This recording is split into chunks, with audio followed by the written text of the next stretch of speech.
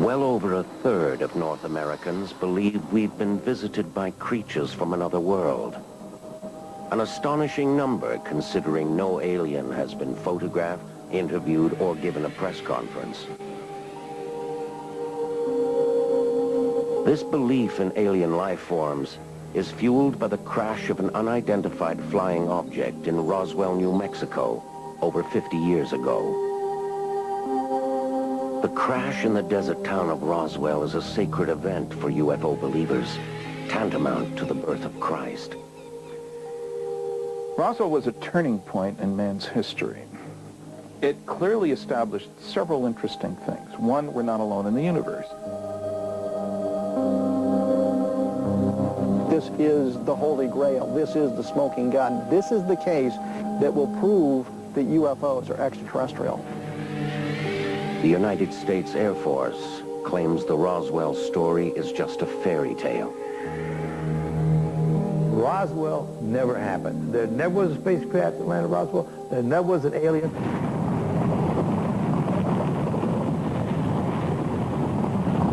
Today, as far as the Air Force is concerned, it's not only case closed, it's case solved.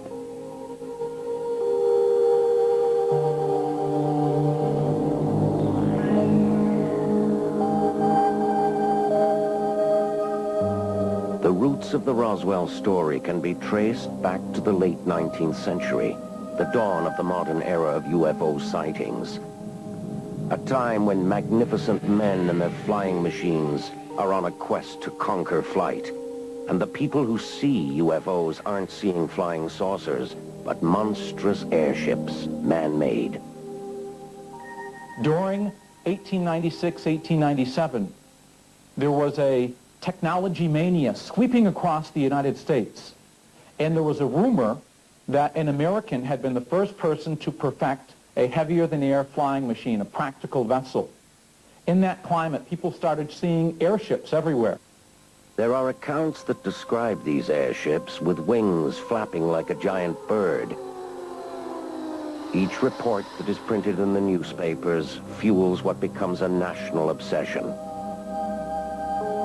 The public believes these airships are secret military weapons. For the most part, which is very funny, the airships were populated with human beings, most of them on their way to bomb the Spanish in Cuba. And like Roswell 50 years later, there is talk of the government deliberately hiding the truth from the public. There were stories, rumors, that the United States government was actually responsible for the airship sightings and was conducting secret experiments.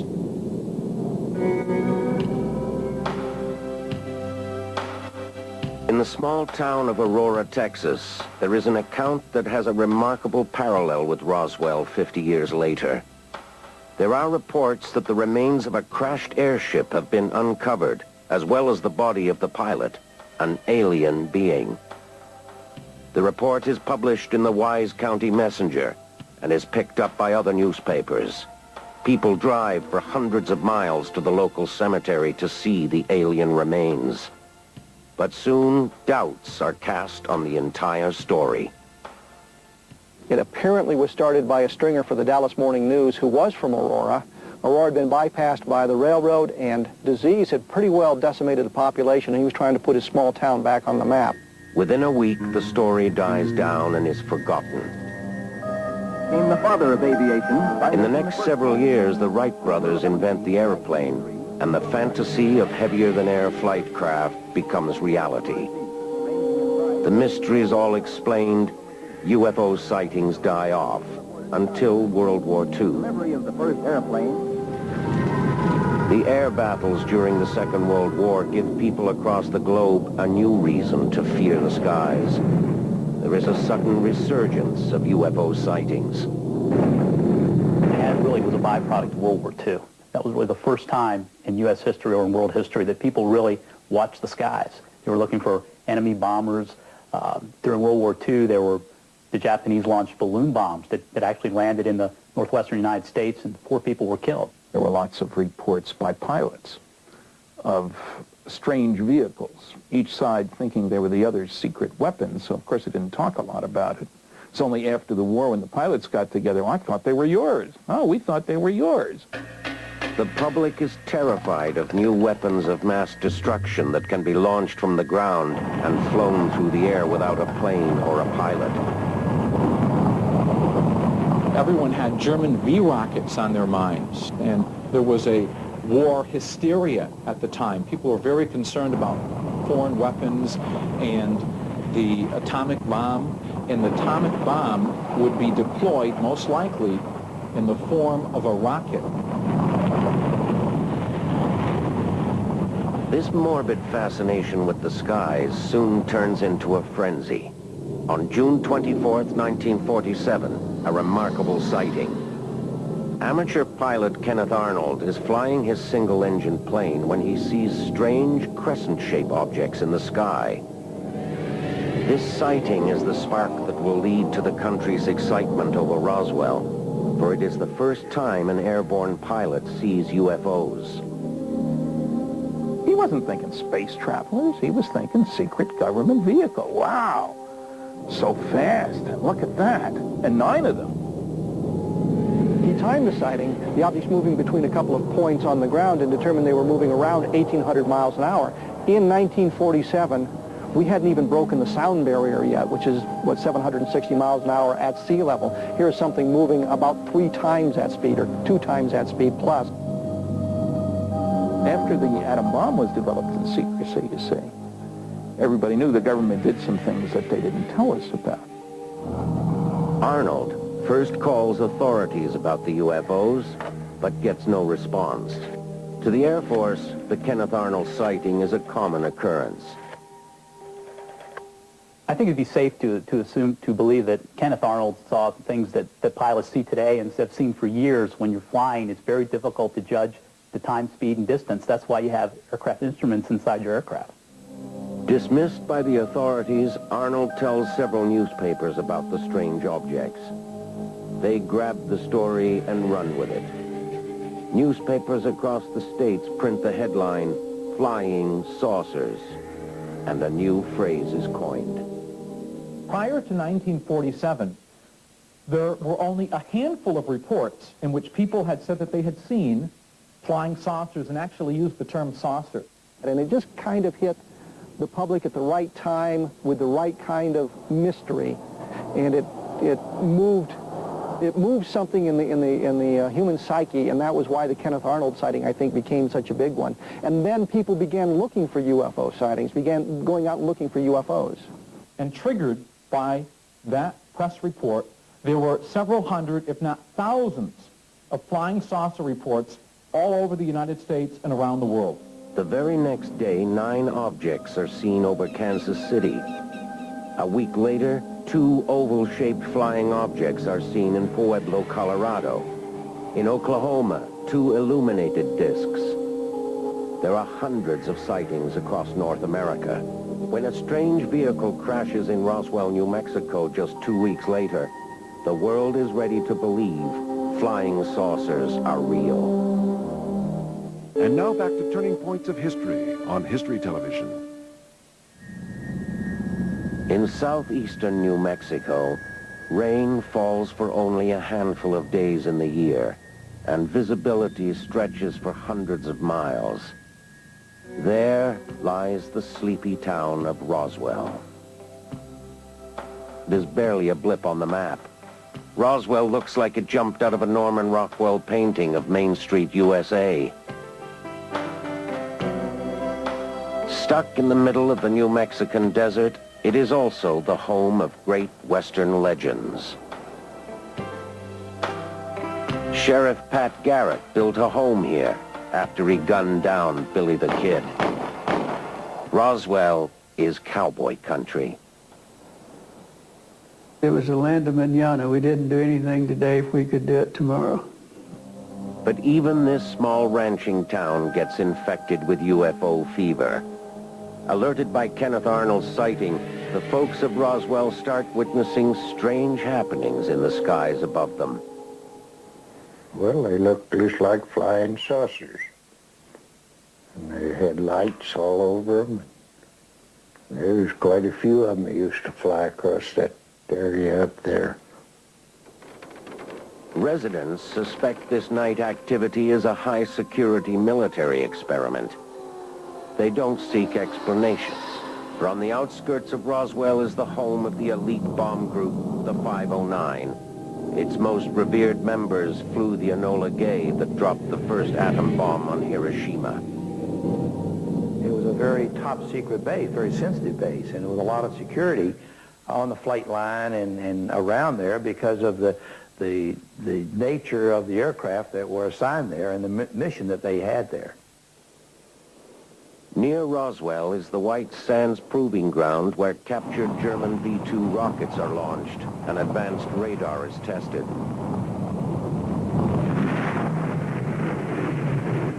Also close by is Los Alamos, where the first atom bombs were detonated. Some believe that if observers from a different planet wish to assess our destructive potential, this was the place to watch. It was perfectly clear that Earthlings would soon be able to bother beings out there. And I don't think it's any coincidence at all that the only place on the whole planet in July 1947 where you could check all three of those technologies was southeastern New Mexico. On the July 4th long weekend, a thunderous sound shatters the sky. The next day, rancher Mac Brazel is concerned that an aircraft might have crashed on his property. He heads out into his fields looking for wreckage. He is perplexed because all he finds are small pieces of strange metal scattered over hundreds of yards. You guess some aircraft, airplane or something had crashed there. And I asked him if there was any people on it, and he said no. No sign of any people. So I believed him. He never did lie to me. And there was nothing conventional, no engines, no propellers, no radios, no rivets. And what bothered him the most is that the sheep wouldn't cross the debris field. Brazel talks to his neighbors about his discovery. He decides that since he has to go to town to trade a load of wool for a truck, he might as well tell the authorities. On his way, he meets up with a policeman. So the state policeman told him, says, well, you go in and report it to the sheriff. You can get hold to the Air Force and they'll take care of it. And that's the way it all got started. If he'd just went on and sold his wool and bought a pickup and went home, why, all this wouldn't be going on. To Sheriff Wilcox, this is a serious matter. It could be the remains of a secret Army weapon. The sheriff calls the base. The duty officer just happened to be Major Jesse Marcel, a base intelligence officer. This is Sunday. The sheriff tells him there's this cowboy in there with some strange wreckage. He thinks he ought to check it out. Maybe it's one of yours, I don't know. Major Marcel checks with Colonel Blanchard, the base commander of the 509, who tells him to go investigate the crash site. When Marcel gets there, he too is perplexed by what he finds. There was a foil-like material that you could fold it and fold it again and fold it again, and it would unfold on its own, which is weird. And you couldn't scratch it. Very strong, but extraordinarily lightweight. Jesse Marcel is convinced that the debris was not manufactured on this planet. Considering the flying saucer news stories, he thinks this is an unprecedented moment in human history. Here is proof that a ship from another planet tried to visit us. He's so thrilled he wakes up his son.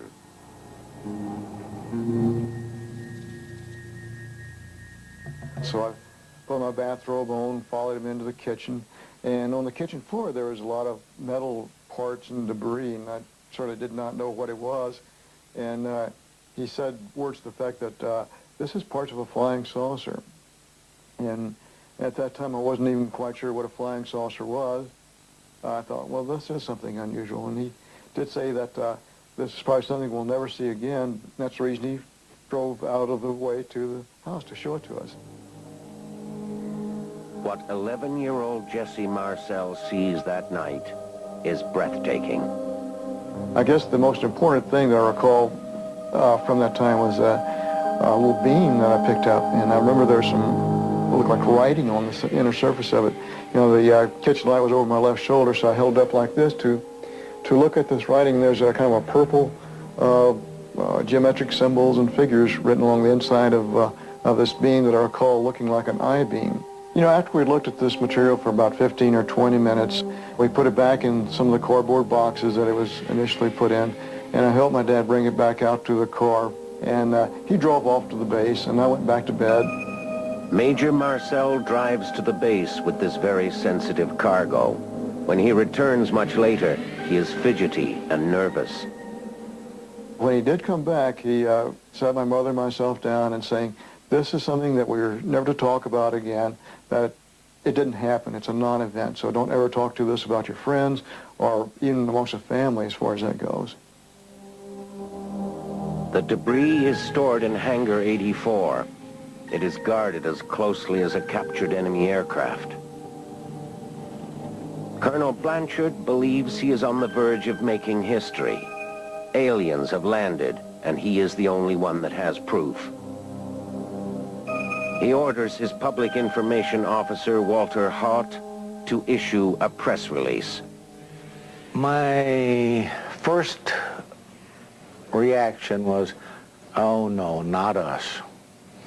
There had been many, many, many reports of flying objects in the news media, both newspaper and radio, that oh gosh, we're sticking our neck into something we ought not to, because I did not get to see it.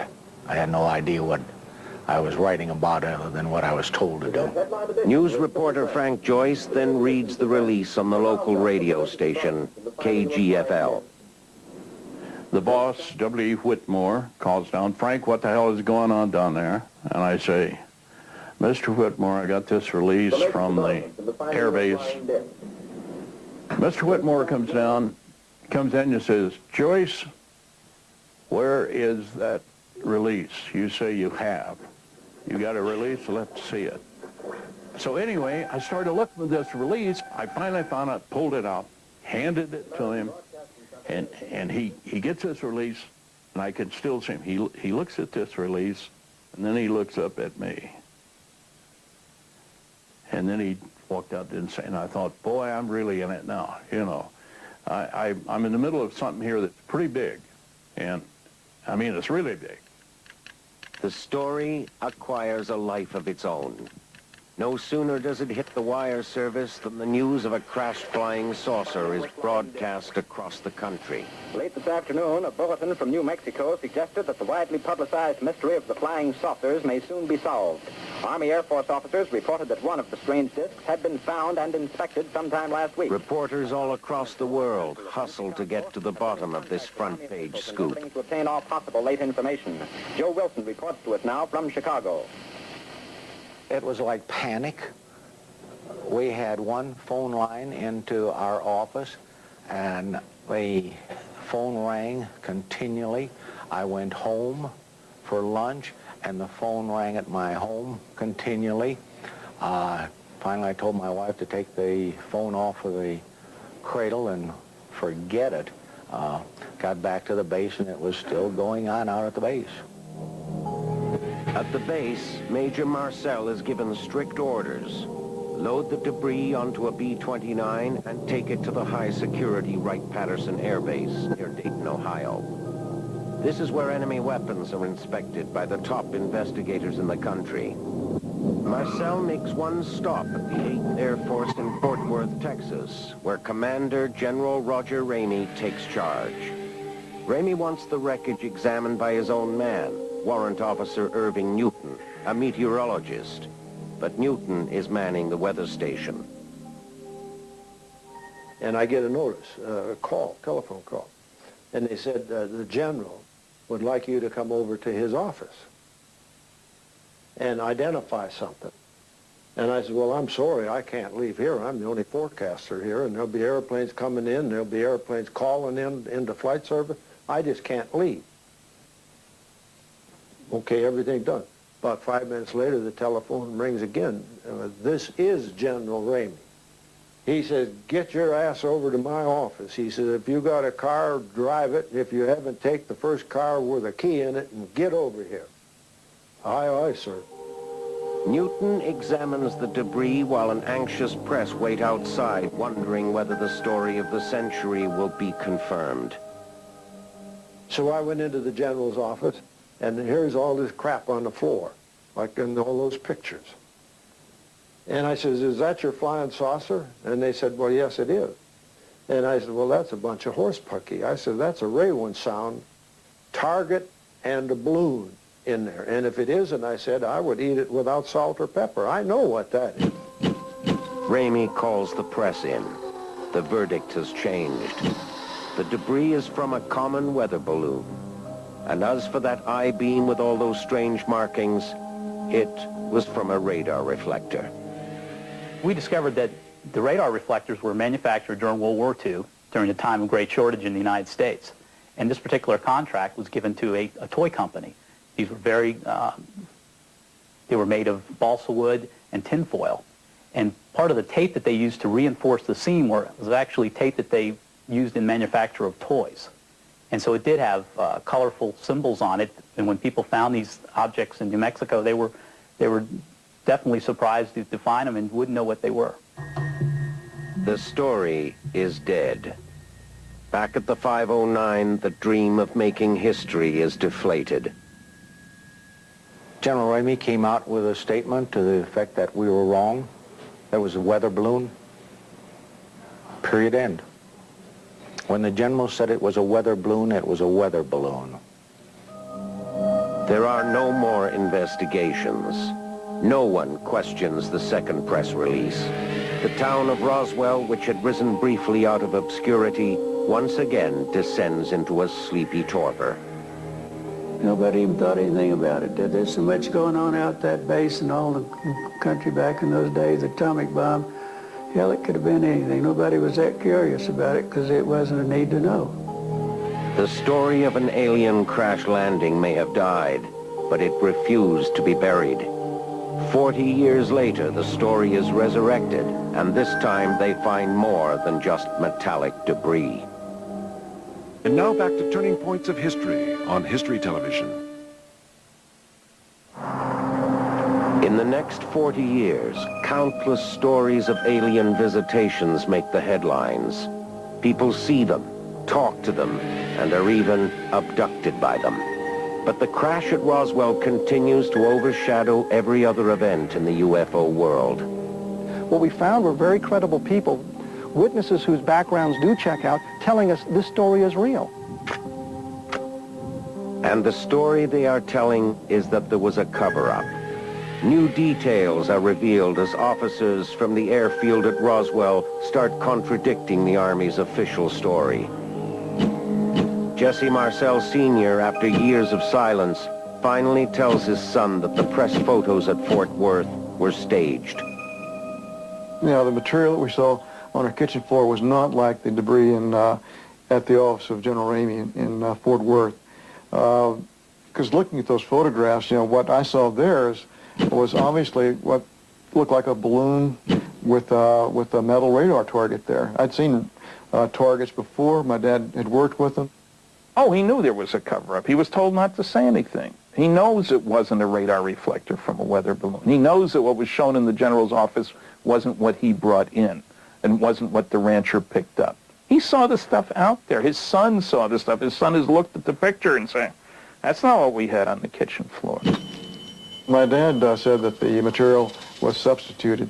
The real material was brought out of the office, General Ramey's office. So my dad had no knowledge of what happened after that, after the debris, the real debris. The Air Force denies they substituted balloon debris for flying saucer debris. This is not consistent with the facts. We obtained the original photographs and examined them in detail, had them closely scrutinized. The objects that were photographed were indeed elements of radar reflectors and weather balloons, and there's no evidence to support any of the allegations that these objects were switched at any time. Witnesses like Bill Brazel say the reason the story lay dormant for so long was because the Air Force intimidated them into silence. The Air Force got a hold of it, and right away they just captured Dad. They put him in a safe house, they called it. He was under surveillance all the time, and they kept him for 2 or 3 days. He was pretty mad about it. Bill Brazel tried to find out from his father what really happened. Yeah, I asked him lots of questions. He'd say, "Oh, you don't need to know." And that was it. I didn't ask him the same questions over and over and over again. He'd have knocked me off my horse. With more people convinced of a cover-up, the U.S. Congress in 1994 directs the Air Force to write a report about the Roswell incident. The Air Force makes a startling and frank admission. The weather balloon story was a smokescreen, deliberately misleading the public and the press. What really crashed in Roswell in 1947 was part of a classified military experiment called Project Mogul. Project Mogul devices used regular weather balloons, but they weren't for gauging the weather. They were used to spy on the enemy. To detect the first atomic explosion to be detonated by the Russians. This was a very sensitive project because we didn't want the Russians to know that we knew they were going to detonate a weapon, and nor did we want the American public to know that there was a possibility of this. The Air Force was testing what really was the very beginnings of our satellite program, and it was held at the top secret level and priority 1A. And it was not to be disclosed to anyone who's not properly cleared. There'll always be a sensitive projects like this that affect national security that you don't tell the public to. And that's the fact of life. As for those who claim the Air Force told them to keep quiet, the Air Force says it's possible, even likely. Individuals who recovered components of the Project Mogul balloon train, if they indeed were contacted by the Air Force, there's no evidence to support that they were. If they were contacted, it would not be unusual for them to be instructed not to discuss the objects they found. But witnesses say they were silenced about something far more explosive than secret balloons.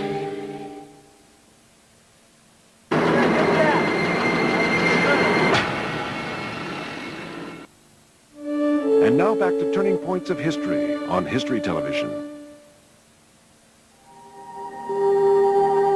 The Air Force report fails to satisfy those who believe a flying saucer crashed in Roswell. Researchers discover new witnesses, and the Roswell story gets even more fantastic. New witnesses claim that a second UFO crashed in July 1947, just a few miles away from the Brazel site. Here, they find something startling. Out there, we have an almost intact saucer stuck in the ground with the gash in one side, like this, like two parentheses face to face, the gash, which is why I say probably a mid-air collision. Think of two saucers. It's not just debris this time. They find bodies, alien bodies. There were 4 bodies next to it. 2 were dead, 1 was dying, the 3rd seemed to be alive, at least was responding to the people who were there, out in the middle of nowhere. Alien bodies breathe new life into the Roswell story. I've talked to probably around a dozen people who claim to have seen the bodies. Apparently the bodies were found a couple miles away. What we find is they're short individuals, 4.5, maybe 5 feet tall, very thin, more of the body of a slender 10-year-old boy. Humanoid, 2 arms, 2 legs, a head and a body. 4 slender, long fingers, no thumb. The head slightly larger than the head on a human body. The eye slightly larger than the eyes in a human. Practically no nose, little slits. No mouth, little slit. Holes for ears. No hair. With alien bodies and witnesses that saw them, it begs the question, what did the Air Force do with the bodies? I had tried to find out who would handle bodies. You know, was there a base mortuary? No, there wasn't, but there was a man in town, a funeral home in town, that handled stuff for the base. His name was Glenn Dennis. Glenn Dennis was the town mortician working at the Ballard Funeral Home in 1947. He handled all burial services for military personnel. He remembers receiving a strange phone call from an officer at the airbase at the time of the crash. The mortuary officer called and I talked to him. He wanted to know if we had 3.5, 4 foot, 3.5 feet or 4 foot hermetically sealed baby caskets. How many did we have? There were no more phone calls for baby caskets, but the story gets even stranger. When the next call comes from the airfield, it's a request to have an injured airman driven back to the base. Dennis was also the town ambulance man. He drives private parks to the base hospital. And that's when this nurse that I knew real well came out of a supply room. She had a towel over her face, and she saw me and she screamed and said, "Glenn, get out of here as fast as you can. You're going to get in trouble."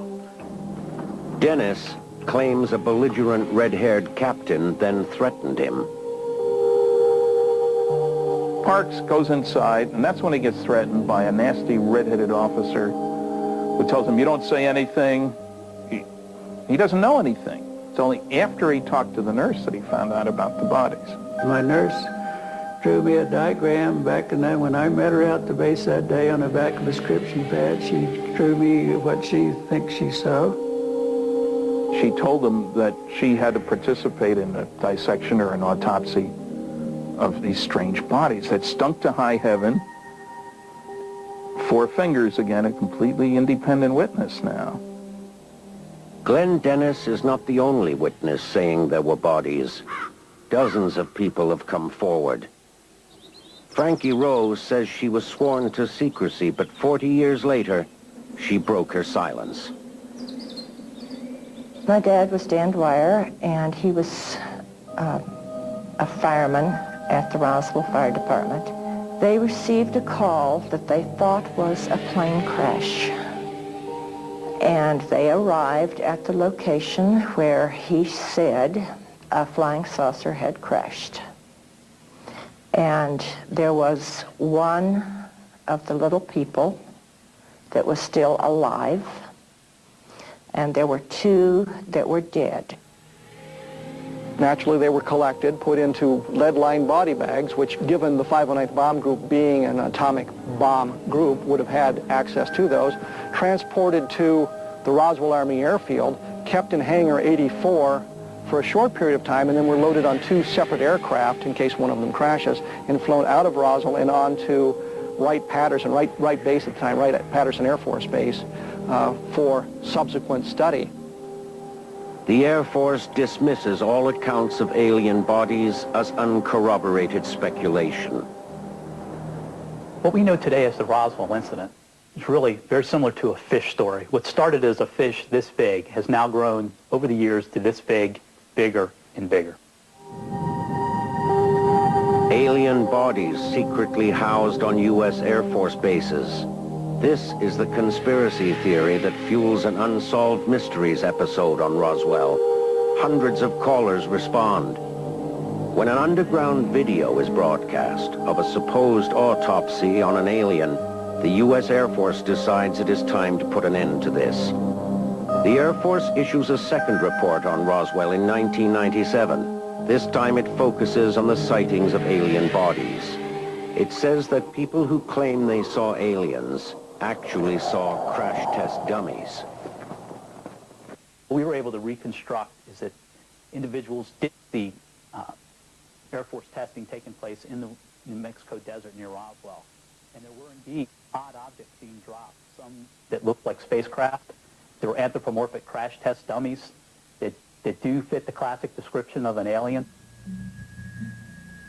They had a pressure suit on, they had a space helmet on, some of them had their noses removed, some of them had been beat up as a result of these tests. And we dropped these dummies. and they landed out in the foothills near Roswell. And on a couple of occasions, we went out there to recover these dummies. We would pick them up on a gurney, a stretcher, because this is an easy way to carry a couple of 100-pound dummy. We would load on the stretcher, we would tote it out of the desert and throw it in the back of our truck and drive away. If someone saw that, they would say, my goodness, they're transporting somebody. The Air Force also offers another explanation to the people who claim they saw aliens. Not crash test dummies, but real live airmen. Joseph Kittinger was a captain at White Sands who was dropped from 100,000 feet. He was one of 3 airmen who crashed in a balloon experiment. We had a very high wind, and when we landed, the gondola flipped, and it landed on top of us. And one guy got the scalp all squished, and all the blood vessels ruptured beneath his scalp. And now we walked into the hospital. Here's one person with a big head, alien-looking head, with just the nose sticking out. And I didn't particularly want to say what we were doing and why we were doing it. It wasn't classified, but I just wanted to get out of there as quick as I could. Kittinger believes he was the captain who had an encounter with mortician Glenn Dennis that night at the airbase. And they claim there was a red-haired captain that was a cover-up. There was a red-haired captain that was abusive, that told them that they were in danger if they said anything about it. And the Roswell report indicates that I was probably that red-haired captain that people referred to. These accounts are all written in the second Roswell report, which holds that the Roswell incident is a collection of folk tales, second-generation accounts, and confused memories. Our experiments we did back in the 50s, and my balloon accident where we went into Roswell Airport, I think all of those kind of got mixed up into the same soup, and they ended up where they had more pizzazz to the story. They had a cover-up, they had aliens, they had a red-haired captain, they had people being brought into the hospital, all banged up. But Roswell witnesses denied that they could confuse experiments that took place in the 1950s with a crash that happened in 1947. Kevin Randall remains suspicious of the Air Force's arguments. Why would the Air Force care what a bunch of UFO nuts believes about the Roswell case if there's nothing to it? Why spend taxpayer time, money, and effort to produce a final report in 1994 to say, oh, it was a Project Mogul balloon? And they said, that's our final report. Then in 1997, they come up with their second final report to explain the bodies. If there's nothing to this, why does the Air Force care what we believe? Why are they working so hard to convince us nothing happened here, if nothing happened here? There's no way there could be a cover-up. When you think there'd be hundreds of people involved in such a thing like the Roswell incident, the security police, the truck drivers, the medics, the doctors, the nurses, the PR people, the administrative people, there'd be hundreds of people associated with such an event. And there's no way that you could ever cover it up. Even if you wanted to, you could never cover it up. But Randall says that because people are skeptical of UFO stories, it would be easy to keep this covered up. Yes, this is a big secret. It's a secret that has been well kept, but it's also a self-keeping secret because it's such an incredible secret. You mean to tell me there are extraterrestrial visitors? You mean to tell me that we have actual evidence of that going on? This is an amazing secret, and I think the ramifications of that secret is one of the reasons it's been kept for so long. But if it's a secret, it's the worst kept secret in the world. Today, everyone knows about Roswell. It has become pop culture mania. And now back to Turning Points of History on History Television. The UFO community remains undeterred by the Air Force reports. They are on a mission to persuade the public that Roswell is the most significant event in the history of the human race. I think they've run this horse so long that there's no more breath left in the horse. I think that the story's been told so many times in so many different directions, looking at it from so many different angles, I don't think there's anything left that they can reinvent on Roswell. Well, that was explanation number 3. But they said nothing about bodies. Well, that won't do, so they came up with explanation number 4. I've certainly looked at more than... Of course, Kittinger can never hope to keep Stanton Friedman from spreading the word. Here he is delivering a lecture before executives of Chrysler near Detroit for $3,000. After his speech, Friedman sets up his table of wares, books, videotapes, as well as Xeroxed articles for which he charges up to $10. The Air Force sees this as brash exploitation. Here in Washington, we have an old saying. It's called follow the money. And if you follow the money in the Roswell incident, you'll find the source of many of these allegations. Yes, this is my favorite CIA-released UFO. But that's not stopping the UFO writers from pursuing their research.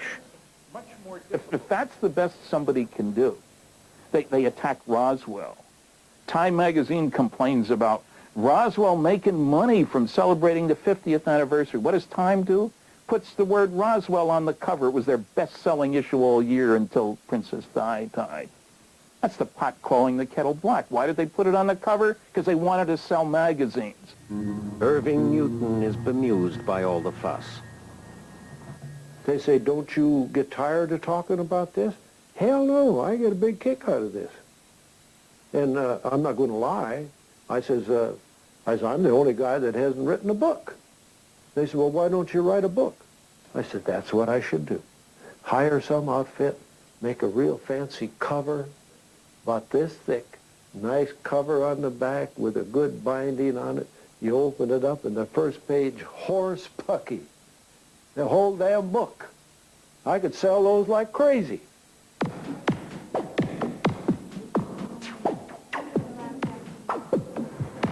The town of Roswell is not shy about its newfound fame. It's become a UFO theme park with restaurants, souvenir shops, and even UFO museums. The biggest UFO museum in Roswell is owned by the former town mortician, Glenn Dennis. We had our 500,000 mark the other day, last Thursday. 500,000 people been through this museum. There's no telling them anymore. 61% of the people come to Roswell come to see this dumb museum. But ultimately, it's not the souvenir shops that keep people coming back to Roswell.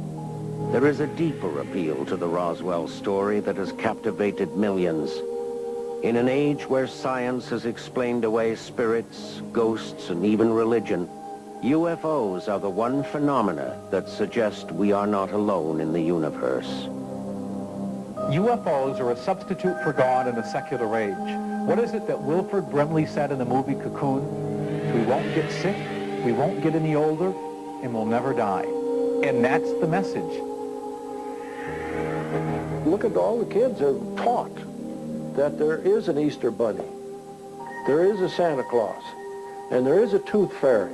Now, you believe all that crap. Now, sooner or later, you're going to grow up out of that.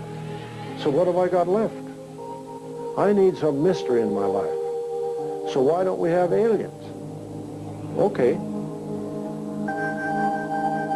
Scientists today are still seeking signs of other life forms in our universe. SETI, the search for extraterrestrial intelligence, is carried out at universities and research institutes across the world. Day and night, these radio telescopes are aimed at the sky, listening. The notion that they're stuck at the level of radio is absurd. It assumes there is no colonization, there is no migration. They won't spend 2 minutes looking at the evidence that aliens are coming here. Now, either they want to look for extraterrestrial intelligence or they don't. There's science associated with looking for other life forms and other worlds and other universes. And then on the other side, there's people who said that they've already arrived and Roswell was one of the incidents. That they're diametrically opposed. But whether or not the UFO crash at Roswell is fact, it seems people will believe in the fiction of Roswell for a long time.